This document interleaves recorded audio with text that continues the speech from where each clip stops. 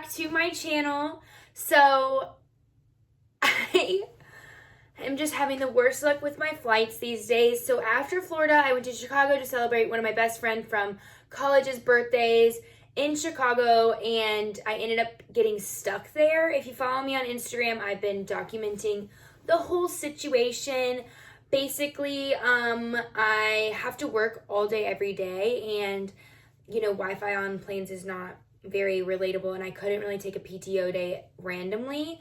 So I also didn't ask, so that's kind of on me. I don't know. Anyway, so I decided I would fly to Kansas City to Chicago. Is very, very quick flight. It's like an hour. So I just flew after work one day, and now I'm here.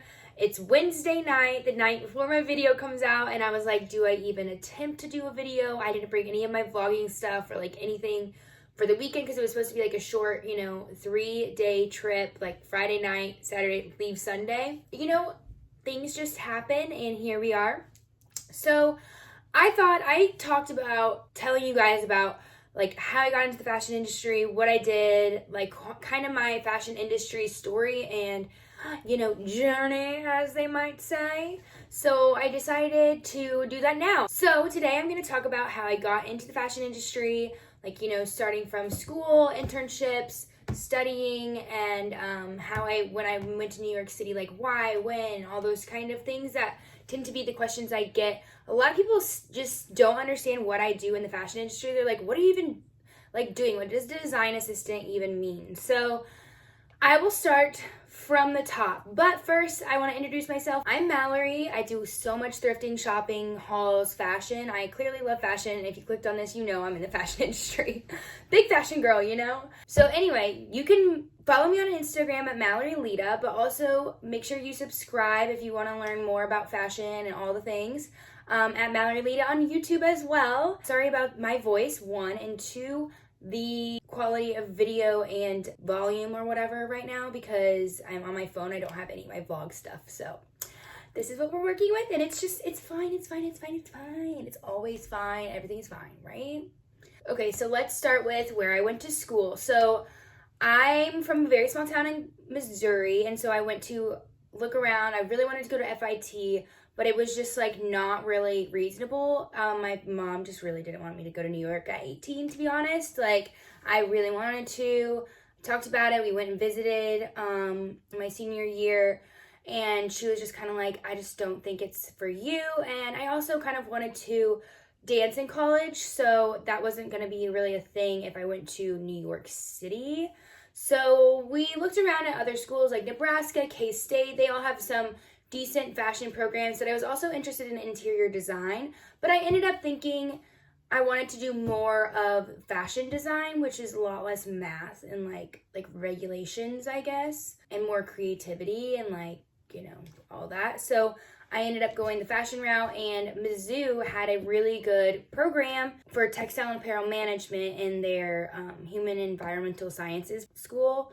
And so I decided to do that, and then to be safe, I did a business minor because I also wanted to be a business owner, and I still want to be a business owner. I think that would be awesome to own my own line or something one day, but financially that's not going to happen right now. So I decided to do fashion design, and to do that, I was in product development. So what that meant was I was in school for the more art side of the fashion industry, and there was also the merchandising side, which is more of the business side. So with my business classes, I kind of got to know more of those things, and you also took merchandising classes while in the product development side, but the product development side, you physically sew things, you physically draw things, you're more hands-on and crafty with it. So my freshman year, the courses were very lecture hall, so boring. I was I don't even know if I want to do this, but people in the grades above me were no, it gets better, I promise. Look at all the things that people end up doing. You're just at the very beginning of the lectures and the what the fashion industry is like, and whatever blah blah laws, and I don't know, boring. So I pushed through, and then my sophomore year, we got more into cute stuff.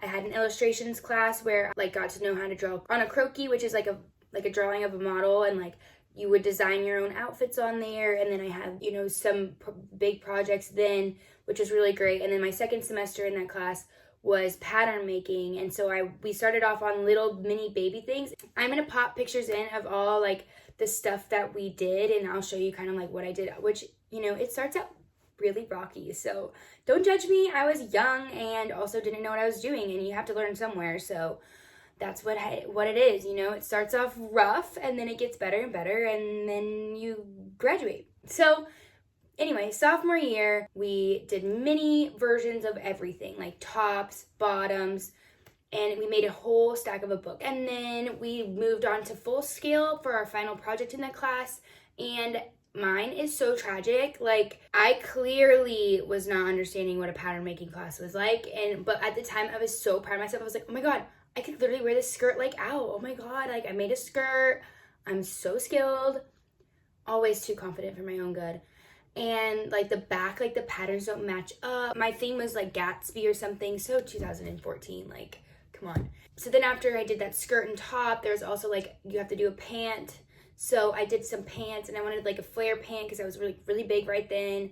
And they're so like twisted and not perfect, but I learned how to put a zipper in. And my pattern was clearly not correct, and it was like, you know, a whole thing. And I spent hours and hours and hours and hours in the lab doing those things. But so that was my pattern making class. And then the first summer of my sophomore year, I decided I needed to get an internship. And so I was looking everywhere in New York City, but I just couldn't afford to pay rent for 3 months in New York and like move out there. And I didn't know anyone that wanted to do it with me. So I landed on going to Chicago, and I did it so last minute because I was like, I'm not spending a summer here, not getting anything on my resume. And that's my number one thing for anyone graduating or going into school for fashion. If you're like curious what I do, I would say the number one thing is to fill that resume up, do whatever you need to do. It was really small, very small, like 3 other people, and then the designer, and she was a handbag designer in Chicago called Bryn Capella Handbags. And it was all custom made, you know, designs, and it was all leather goods from the United States, made in the USA, all that stuff. And she had a very small thing. It came out of her basement. Like, I wouldn't say it was top tier. You know, other people probably got internships at Dior and like Jenny Humphrey out there in New York doing all those things. And I was like, better than nothing. So I stuck it out, was there for 2 months. I ran like the social media. I made, you know, a lot of trips for her to the factories, but she would also show us like how to choose different colors and like why we don't choose this color versus this color, and like what sells better. Like at the end of the internship, that we had to pitch an idea to her. So I pitched to her a tote bag. She never ended up doing it. She told me she was. I don't know what happened there, but whatever. It was fine. I put it on my resume, did the thing, learned some stuff, and also learned other things, like make sure you know how big the company is you're going to work for. Just thought. I go back to school. It's junior year. Things are getting, you know, crazy. So it was draping that year. It was our first project. So I designed a little tweed coat. I was so into Gossip Girl at this point in my life. And I was just like, Gossip Girl, Gossip Girl, Gossip Girl, tweed, Chanel vibes, everything. I wanted to be Blair Waldorf because I told you once, I'll tell you again, I'm most very basic girl. And I designed pretty much thinking of her. And there's a mood board I did, and I literally think Serena van der Ritsen or Blair is on it. Like, I need to look it up, but we would make mood boards for everything to sort of give our inspiration and pitch our idea to our teachers, like as if you would pitch to your boss or something. So that was always my favorite part. I always loved doing collages growing up and stuff. Yeah, I designed a coat, sewed it up, and then the second part of that was gonna be the evening wear. So we had evening dresses. So I saw something on Pinterest where it was like loopity-doopity, and I was like, oh my god, I must try that. And it was so cute, and I decided to make it a 2-piece because that was huge with like Sherry Hill during that time. I ended up just pleating it on and draping it on because it's draping class. And basically what you do is you just like hang the fabric up and pin it up and then drape it, and then you sew it. So long story short, I ended up getting a great grade in that class. So fun. We also had other classes like tech pet classes, tech design classes, measuring things, like the logistics of everything, fabrics. Like we had chemistry classes literally where we would like burn fabrics and shit. Anyway, so blah, blah, blah. I could go on and on about college, but I'll just come to the end. Oh my god, I forgot about Europe.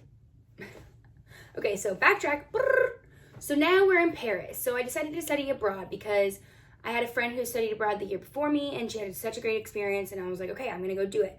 So I decided to do it, and this is probably a moment I should probably disclose that my parents were able to support me throughout college, and I'm very, very lucky for that, and I'm very privileged in that way, and probably would not have had the experiences that I did have in college had that not been the case. So I'm just gonna put that out there and recognize that I'm very lucky, and not everyone can do this, but I was able to go study abroad in Paris, and I took photography because I was like, maybe I want to do magazine stuff. Pretty much throughout college, I was trying to decide where I wanted to fit into the industry while working my way to a degree that I knew would be useful in all those aspects. Does that make sense? So I thought maybe I could be in photography.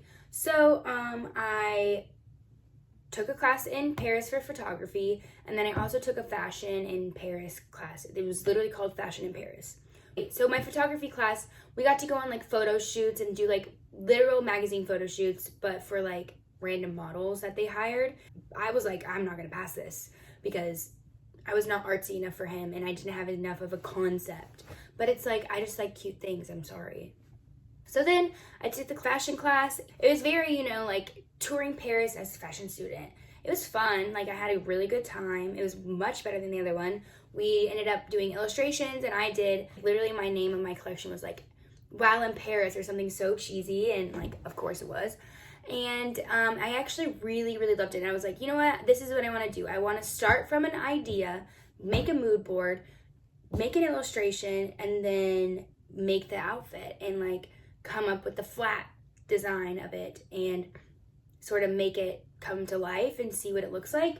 And I knew like in the actual industry, you're not making the clothes. Like, you go to overseas for that.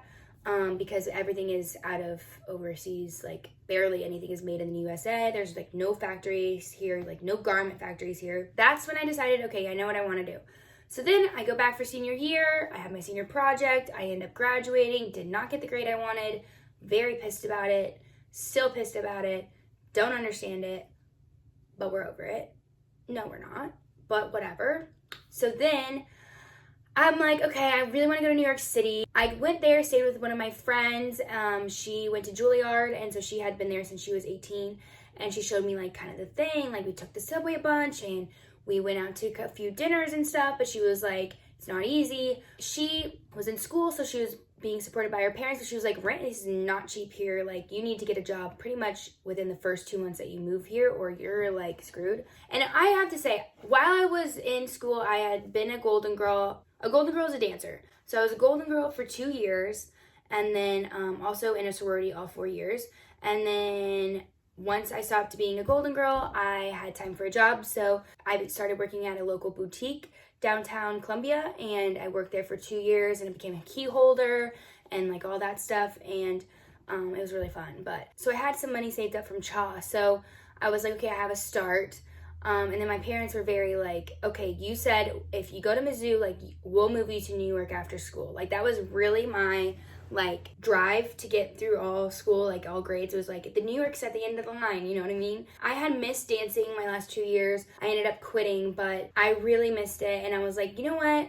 I might just try out for Nick City Dancers. There's nothing I could possibly lose. All that happens is they say no. So I ended up flying out really soon after school because it didn't make sense for me like to fly out to clinics and then come back and then fly back out and come back and fly back out to try out, and then what, like I come back. So it's just like, let me just book one flight and find a random roommate and just like live in New York City. So it was like May 15th, so I had 2 weeks that I decided I wanted to move to New York. So I got on this app called the Roomie app, and I found a random roommate, and I got there, and I was like, okay, I live in New York City now. It's so fun. But I had so much fun. Like, I met some girls there that I actually hung out with for like a while, but they all ended up moving. Anyway, I didn't make it all the way, but I made it to like the very finals until the interview portion where I told them why I moved to New York City.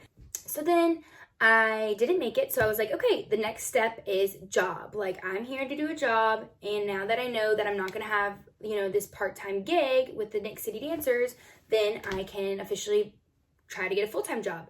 So I had already gotten my resume like ready because I knew that time was of the essence. So I went on Indeed and did the auto fill out thing. So I pretty much applied to, I literally think it was like over 65 places in one day, the next day. Like, I just went from 9 a.m. to 10:30 at night, like literally straight through the whole day. Did not take any breaks, like maybe to get a coffee or like get some food, but I was not messing around. I was like, I have to get a job or I'm gonna have to fly home. Then what I'm gonna do, everyone knows I'm in New York City. I'm gonna be a failure. I had about 3 different interviews and one of them canceled on me. The other one was at Theory and they were pretty much like, oh, you are not qualified for this. I applied to literally everything. Like if I qualified or if I didn't. Like, I'm sorry if you didn't look through the resume. Like, you had me at the interview. Did you not look through the resume? You know what I had on my resume. I didn't lie on my resume. Didn't get that job, didn't get that other job. I think I had a phone interview, a couple of them, and didn't get those jobs either because they kept asking me about like my internships and I was like, oh, Chicago, Missouri. They're like, who is this woman, you know? So then I had to like just really buckle down and be like, I gotta take whatever I can get. And I got a phone call from this other company, which was a design assistant role, but ultimately I was a sample assistant. So it was at a factory that had an office in New York City and an office, you know, overseas and stuff. And it like, pretty much I was managing like the factories of this company that worked for other companies like Belk. They worked for Dillard's. They worked for like smaller brands. And then I was like, wow, oh my God, working for Belk. This is awesome. So I, you know, obviously took the job. It was really low pay at $30,000, no benefits, nothing. Like, you had to work there for 6 months in order to get any PTO days. It was very bad workplace environment is what I'm getting at.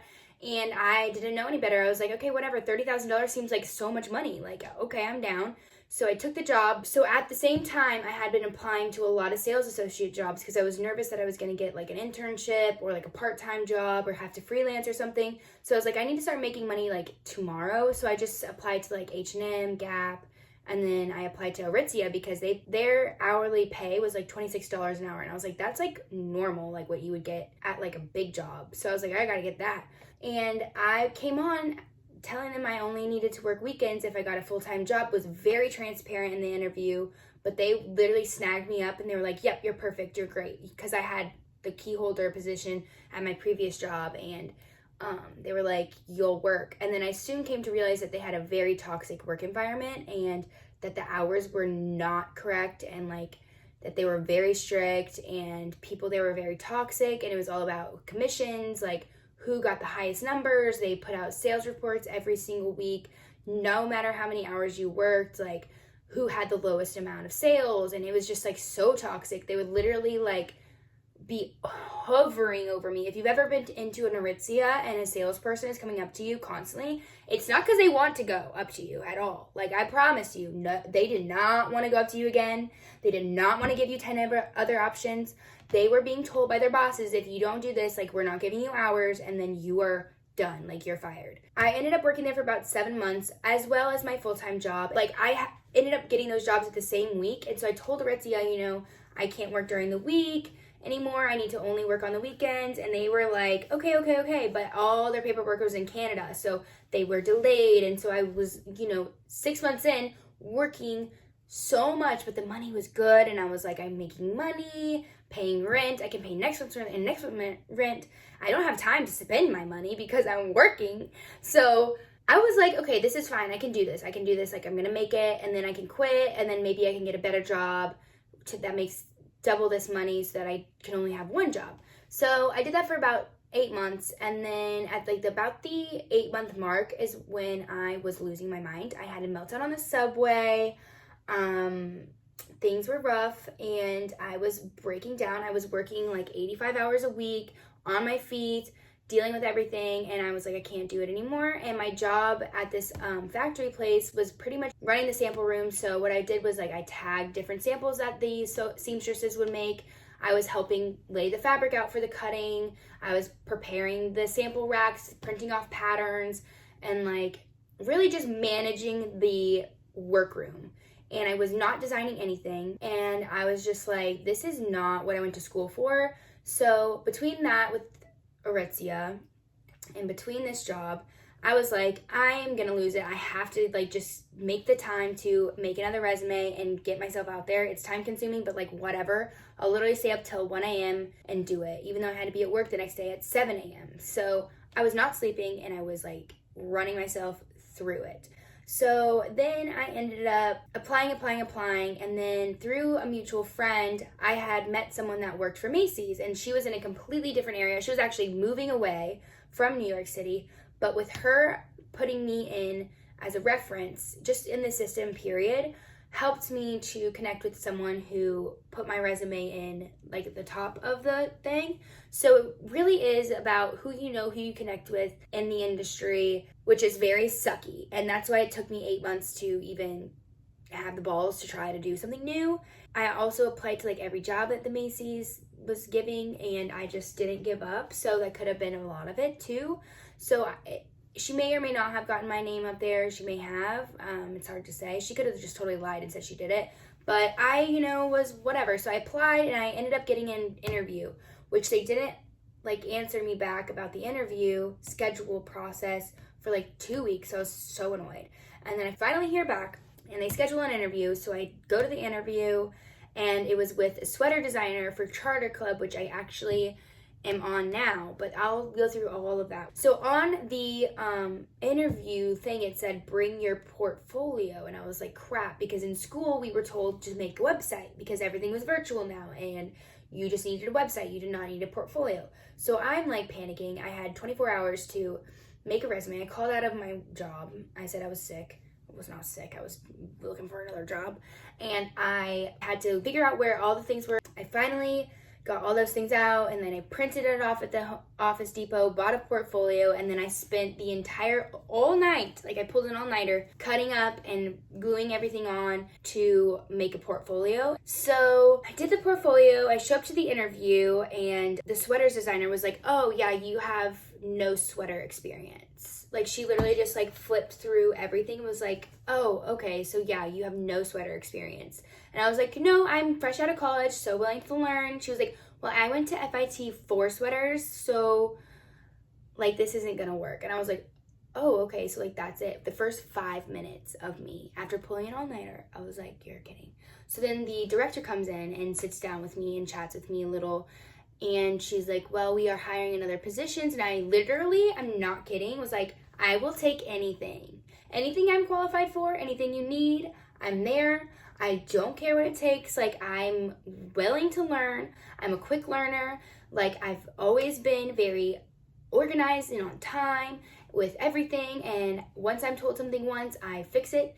And I don't take things personally. I want to learn. I'm from a small town. Luckily, she was from a small town, so she understood my drive and what I was talking about. And she was like, okay, so this girl is not messing around. She wants a job here. So she walks away and she's like, just hold tight for a second.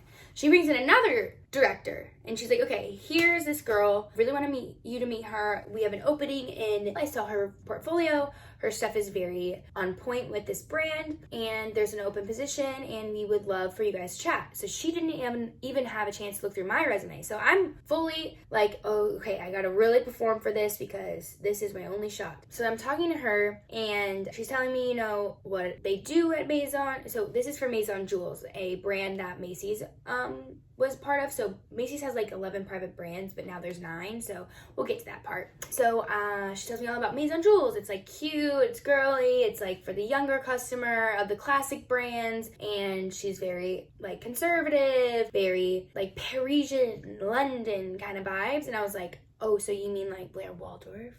And then I was like, oh, that sounds perfect. Like, I love that. She was like, let me take a look at your resume. And she's like, okay, looks good. Okay, well, I have a meeting in 5 minutes, so I'm gonna have to wrap this up. But it was so nice to meet you, and if things work out, like, I'll contact you. So I think she had other interviews lined up. But then she calls me back about 2 weeks later. So mind you, corporations, they keep you on your damn toes, okay? Keep that in mind when you are applying. They are not quick. So then I get a call from her, and she's like, we would love to see you come in. I'm gonna have someone shoot you a brief for the next interview. You need to come up with this project, and we'll see you in 1 week. And I was like, oh, okay. So I have 1 week to work 80 hours and come up with an entire project of flats, illustrations, fabrics, and everything. So basically, I was supposed to design for their line. They gave me the concept of everything, like, which was Charter Club's concept, and they said, okay, we need you to make 6 outfits, and they need to be, diverse, and they need to be for who you think this customer is. So I'm like, okay, so trying to analyze this customer. I'm like, okay, I looked on Macy's.com. She seemed like a little bit older, kind of clothes, but the model was like 40 or like maybe 30. So I was like, okay, maybe she's like young. And so I was like, okay, I would say the customer is about, 35 to 50. I didn't know, which was so off. The customer is like 50 to like 89 or something. Long story short, I had to come up with who I thought the brand was, what I thought they stood for, and explain to them like the sketches that I came up with, and the line that I came up with, and what materials I wanted to use for everything. And I did a whole ass project in like 5 hours, so that was good. It was another all-nighter. I was like not sleeping ever in New York City anyway, so I was like, here I go, just keep going, like you want this job, you cannot keep living the way you're living. This is a long-winded thing. This is gonna be a long video. I, did my stuff, and I'm like, here I am, da da da da, and I presented it, and they were like really blown away. They were like, this is very organized, this is so well done. I like literally brought cork boards. I went all out. I was not messing around like at all. And I was like, if they don't give me this job, I did everything I could, That's kind of how I go through anything in life, is if they don't get it, like it's not anything I could have done better. Like it's not like I half-assed it or didn't try hard enough. It's just that I wasn't qualified or just didn't make the cut, and that happens. I ended up getting a call like an hour and a half after I left, and I was so freaking happy. I was freaking out. They offered me the job. It was almost twice the amount of money I was making. So then I was nervous to get my 2 weeks. So I kind of delayed it for a while because the other assistant next to me had quit the week before me. And pretty much the whole place was going belly up, and everything was going crazy. Like people were getting sued. There was like a whole thing with like the bosses going on. I don't want to get into it. That's why I'm not saying the name, because I don't know what they do there. I don't want to get sued or something. So basically things were unwell at that place. So when I had to tell them I put in my 2 weeks, they were like, you can just leave now. And I was like, okay. So I just like packed up my things and I never went back.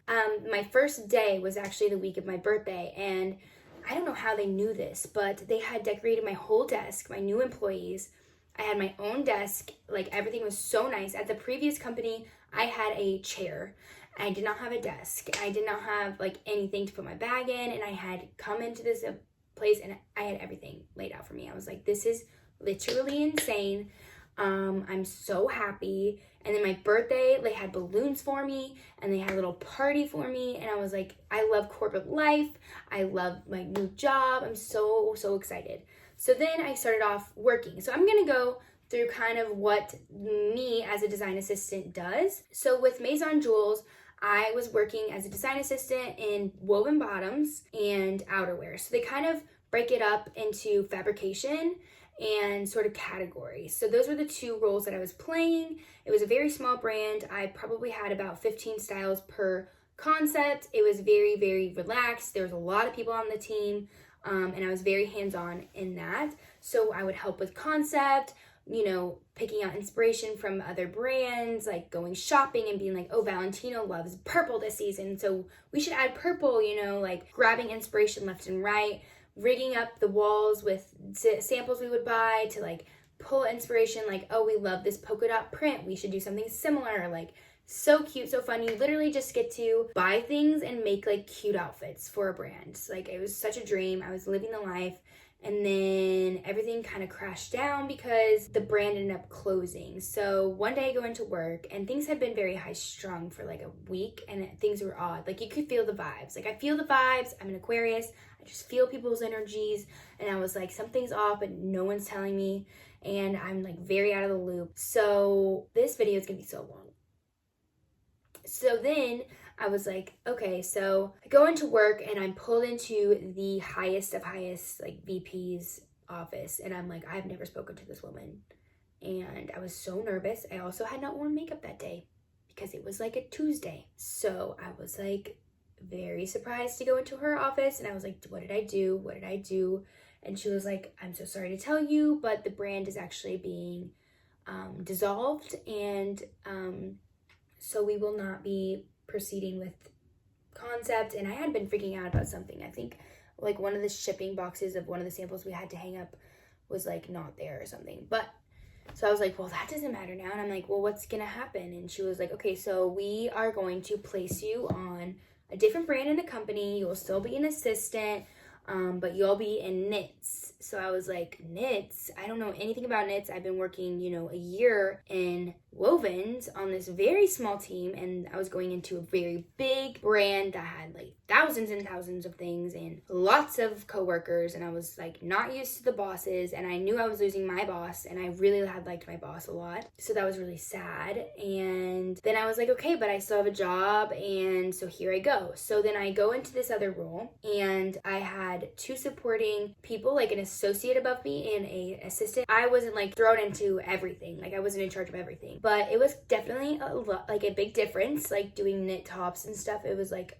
totally different sketching and all those things. So I was in it for probably 4 months, and then the panorama hit. So then I was like, well, shit, I'm furloughed. I have no job. I don't know what I'm doing. I'm not in New York City. I had gone to Chicago, and I was out of the city when the pandemic was fully happening. So then I ended up flying to Kansas City and staying in Kansas City for 4 months. I started when I got furloughed on YouTube. So I was like, I have to do something, and I've always said I don't have enough time for YouTube, and I've been talking about making a YouTube for so many years, like just go do it. So anyway, and then we get a call, ring, ring, ring, you're back on. So we started online working. I got a computer shipped to me, and we had a whole different thing. So before in my job, I'll just tell you kind of some of the things we used to do. So we would start off in a concept, which would be like getting inspiration from other brands, like really designer brands, like what are they doing? What are the trends gonna be? Like trying to forecast that. And we do have a fashion office that actually does that. So if that's something you love to do, is forecasting and researching, that is a job that is available. Like people are given jobs to research what's gonna happen in the industry.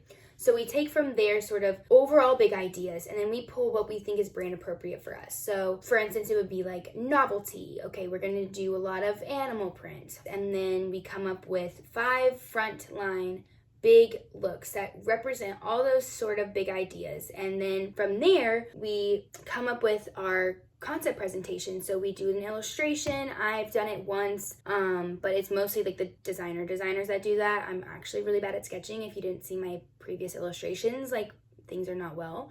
And then we, color it up through Photoshop and Illustrator. And then we come up with the flats, which are the, flat ones versus the illustration ones. And then we present it to like product buying team. We get the sign off saying, we love the idea, good job design. And then we start with the main line, which would be all the other products that kind of make the money, if that makes sense. So those fashion things are like the really cool things that we think are great, but not every customer is gonna buy them. Like every customer is gonna buy this tanky. Not every customer is going to see a stripy little thing in color block and be like, I need it. I'll spend $50 on it, like I did. All from Zara, by the way.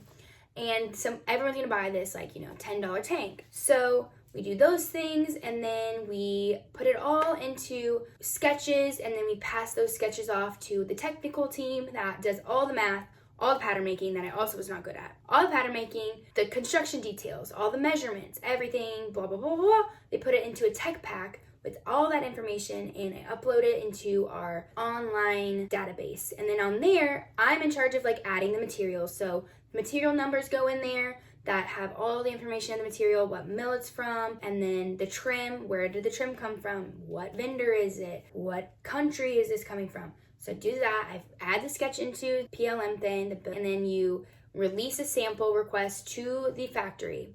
And then the factory will get all the information from the tech pack and make the sample. And then they'll send it to us, and then once all those get released and all the information is out and done and cleared, then we get all the samples in, and we review them. We decide, do we like this? Was there a problem with the fabric? Do we decide we didn't want this? Was it ugly? Whatever. And then as that goes on, we continue with all the other maintenance. So that's kind of my main job, is like that. And then we get everything in, and then we show all the buyers, and they buy what they think is good. So we have those every month. So I'm very busy all the time. And there's a lot that goes wrong, you know, like a factory closes, factory decides they can't make it in time, or something goes wrong in the mill and they're like, we can't sell you this fabric anymore. So we're always just fixing problems, like maintaining the process. But then everything gets finished and it goes right online and we're like, yay, we love it here. And then it all keeps going. So we're very, very busy. And once we got back on furlough, it's 2 of us on a team. I released about 90 samples in the last 2 weeks. So it's a lot and I'm very tired a lot, but it's what I signed up to do and I'm very grateful to have this job and everything. It's just been hectic, but you know, things are gonna go how they go. But hopefully, you know, someday soon we get more help on the team and can do more of the fun things we used to do. What else did we use? We used to have the Christmas party. Like me and my friend actually had gone to Mizzou and she ended up moving out about 6 months after me and started working for Macy's as well. And we went to the Christmas party and like we literally danced on a dance floor with like big ass balloons. I've marched in the Macy's Day Parade, like you're allowed to do that. One of my friends, Julia, came, visited me. She was my best friend in college. We roomed together, danced together, and I knew she would love doing that. So we literally marched in the Macy's Thanksgiving Day Parade. We were literally in a band. We would go on little trips with the team. So many cute things before the pandemic. So hopefully we'll get back to all those fun things. But you know, for now, we're just pushing through and getting it done. But yeah, my day-to-day is really dependent on where we are in the cycle of the design process. So I'm never bored, if that makes sense. Like, this isn't something you log in and you do the same thing every day. So if that's something that you need, I have ADHD, so I need to have different things all the time. Like, I cannot sit there and do other things. Like, I need to always be doing something different. So if that's something you like to do and you're creative and all that, like, this is what the fashion industry is like. I mean, every single brand is different, like their sort of cycles and like their processes. Every company is going to be different, but that's what our company is like. So I didn't give you too many things because I don't really know what's legally allowed to be said, but that's kind of the overall gist of what it's like to be a design assistant and kind of what we do. So if you have any questions, definitely DM me. I'm down to talk. If you clicked on this video, you probably are lost. Like, you don't know what you want to do. You don't know if design assistant is something you want to do, but this is what I did and this is how I got to it. So that's where I'm at right now, and you know, the rest is yet to come. I've only been out of school for 3 years, so who knows where I'll be in a year from now even. But as far as being a design assistant, that's what I did and that's how I'm here. And the sun's starting to set, so I'm right on time. So if you enjoyed this video, make sure that you like it, comment, ask me any questions, whatever. I'm here. I'm usually on my phone, so I'll probably see your notification and click on it. And make sure that you subscribe if you haven't yet at malloryelida, and follow me on Instagram at malloryelida. And I hope you guys enjoyed. Next week we'll be back to Florida in my video because we went thrifting again, and I'll do a try on haul and get back to the normal business. But hope you guys enjoyed it, and I will see you guys next Thursday.